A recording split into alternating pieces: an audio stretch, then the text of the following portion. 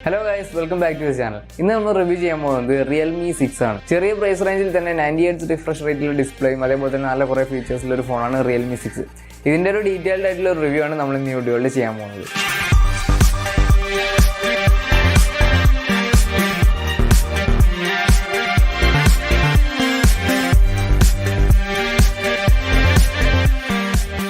ഈ ഒരു ഫോണിന്റെ സ്റ്റാർട്ടിംഗ് പ്രൈസ് ആദ്യം 13,000 രൂപയായിരുന്നു. എന്നാൽ ഇപ്പോൾ നമ്മൾ ഇന്ത്യയിലെ ഫോണുകൾക്കൊക്കെ വില കൂടിയെന്ന് നിങ്ങൾ അറിഞ്ഞിട്ടുണ്ടാവും. അതുകൊണ്ട് ഇപ്പോൾ ഇതിന്റെ ഒരു പ്രൈസ് 14,000 രൂപയാണ് സ്റ്റാർട്ടിംഗ് വരുന്നത്.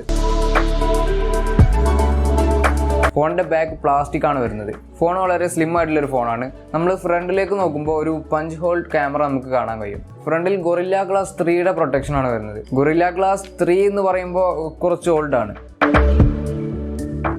നമ്മൾ തുടക്കത്തിൽ പറഞ്ഞ പോലെ തന്നെ 90 ഹെർട്സ് റിഫ്രഷ് റേറ്റിലുള്ള ഒരു ഡിസ്പ്ലേ ആണ് ഇതിൽ വരുന്നത്. ഇതിന്റെ ക്വാളിറ്റി നല്ല ക്വാളിറ്റിയാണ്, നല്ല കളേഴ്സും കാര്യങ്ങളൊക്കെ ഉണ്ട്.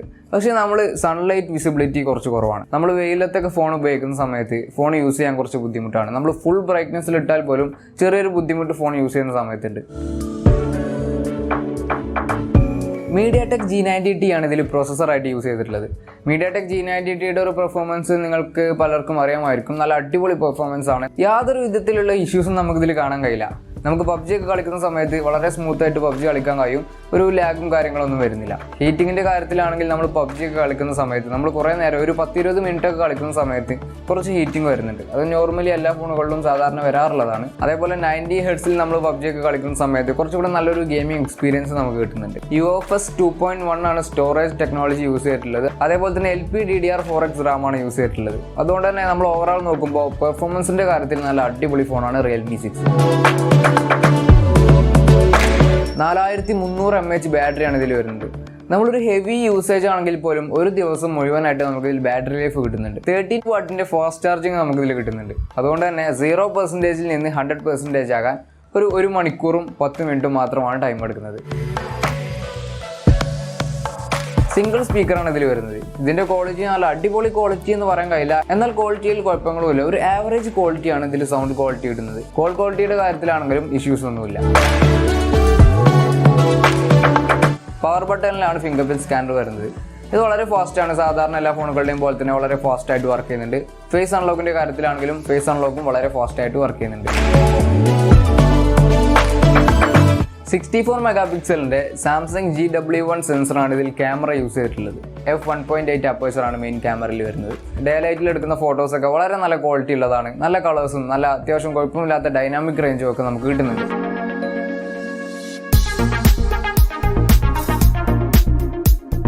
ലോ ലൈറ്റിൽ ഫോട്ടോ എടുക്കുന്ന സമയത്ത് ക്വാളിറ്റി കുറച്ച് കുറവാണ്. നമുക്ക് നോയ്സും കാര്യങ്ങളൊക്കെ നന്നായിട്ട് കാണാൻ കഴിയും. നൈറ്റ് മോഡ് എനേബിൾ ആക്കിയാൽ പോലും അത്ര നല്ല പെർഫെക്റ്റ് ഫോട്ടോകൾ നമുക്ക് ഇതിൽ കിട്ടുന്നില്ല. 8 മെഗാ പിക്സലിലെ അൾട്രാ വൈഡ് ക്യാമറയാണ് ഇതിൽ വരുന്നത്. f2.3 അപ്പേച്ചറുള്ള ഒരു ക്യാമറയാണിത്. ഇതിന്റെ ക്വാളിറ്റി നല്ല ക്വാളിറ്റിയാണ്, നല്ല ഡീറ്റെയിൽസും കാര്യങ്ങളൊക്കെ ഉണ്ട്. 2 മെഗാ പിക്സലിന്റെ മാക്രോ ക്യാമറ ഒരു ആവറേജ് ക്യാമറയാണ്. 2 മെഗാ പിക്സലിന്റെ ഡെപ്ത് സെൻസറും അത്യാവശ്യം നന്നായിട്ട് തന്നെ വർക്ക് ചെയ്യുന്നുണ്ട്. എഡ്ജ് ഡിറ്റക്ഷനും കാര്യങ്ങളൊക്കെ നന്നായിട്ട് തന്നെ വർക്ക് ചെയ്യുന്നുണ്ട്. f2.0 അപ്പേച്ചറുള്ള 16 മെഗാ പിക്സലിന്റെ സെൽഫി ക്യാമറയാണ് ഇതിൽ വരുന്നത്. ഇതിന്റെ ക്വാളിറ്റിയും ഷാർപ്നെസ്സും കളേഴ്സും എല്ലാം ഓക്കെയാണ്. ഡൈനാമിക് റേഞ്ചിലും വലിയ പ്രശ്നങ്ങളൊന്നുമില്ല. സെൽഫി ക്യാമറയിലെ പോർട്രേറ്റ് മോഡ് അത്യാവശ്യം നന്നായിട്ട് വർക്ക് ചെയ്യുന്നുണ്ട്. എഡ്ജ് ഡിറ്റക്ഷനും കാര്യങ്ങളൊക്കെ നന്നായിട്ട് തന്നെ വർക്ക് ചെയ്യുന്നുണ്ട്. ഓവറോൾ സെൽഫി ക്യാമറ ഒരു ആവറേജ് സെൽഫി ക്യാമറയാണ്. 4K റെസൊല്യൂഷനിൽ വരെയാണ് നമുക്കിതിൽ വീഡിയോ എടുക്കാൻ കഴിയുന്നത്. 4Kയിൽ സ്റ്റെബിലൈസേഷൻ ഇല്ലാത്തത് കൊണ്ട് തന്നെ വീഡിയോ നന്നായിട്ട് ഷെയ്ക്ക് ആവും. അപ്പോൾ നമ്മൾ 1080p റെസൊല്യൂഷനിൽ വീഡിയോ എടുക്കുന്ന സമയത്ത് ഷെയ്ക്ക് ആവുന്ന പ്രശ്നങ്ങളൊന്നുമില്ല. വീഡിയോ ക്വാളിറ്റി അത്യാവശ്യം നല്ല വീഡിയോ ക്വാളിറ്റിയാണ്. 120 FPS വരെ നമുക്ക് സ്ലോ മോഷൻ വീഡിയോയും ഇതിൽ ഷൂട്ട് ചെയ്യാൻ കഴിയും. ഇതാണ് ബാക്ക് ക്യാമറ ഉപയോഗിച്ചെടുക്കുന്ന ഫുൾ HD വീഡിയോ. അത്യാവശ്യം നല്ല ക്വാളിറ്റി ഉണ്ട്. സ്റ്റെബിലൈസേഷൻ്റെ കാര്യത്തിലും 1080pയിൽ എടുക്കുന്ന സമയത്ത് വലിയ പ്രശ്നങ്ങളൊന്നും നമുക്ക് കാണാൻ കഴിയുന്നില്ല.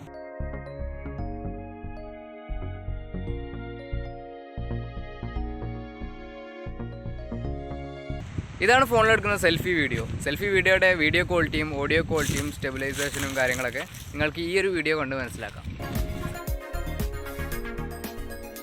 ഇതാണ് Realme 6ന്റെ ഡീറ്റെയിൽഡ് റിവ്യൂ. നിങ്ങൾക്ക് എന്തെങ്കിലും ഡൗട്ടുകൾ ഉണ്ടെങ്കിൽ ഞാനിവിടെ ഇൻസ്റ്റാഗ്രാമിൻ്റെ ID കൊടുക്കുന്നുണ്ട്. അവിടെ കോൺടാക്ട് ചെയ്താൽ നിങ്ങൾക്ക് നിങ്ങളുടെ സംശയങ്ങളെല്ലാം തീർക്കാവുന്നതാണ്. അതേപോലെ തന്നെ നിങ്ങൾക്ക് ഈ വീഡിയോ ഇഷ്ടപ്പെട്ടെങ്കിൽ ലൈക്ക് ചെയ്യുക, ഷെയർ ചെയ്യുക, സബ്സ്ക്രൈബ് ചെയ്യുക. നമുക്ക് അടുത്തൊരു വീഡിയോയിൽ കാണാം. ബൈ.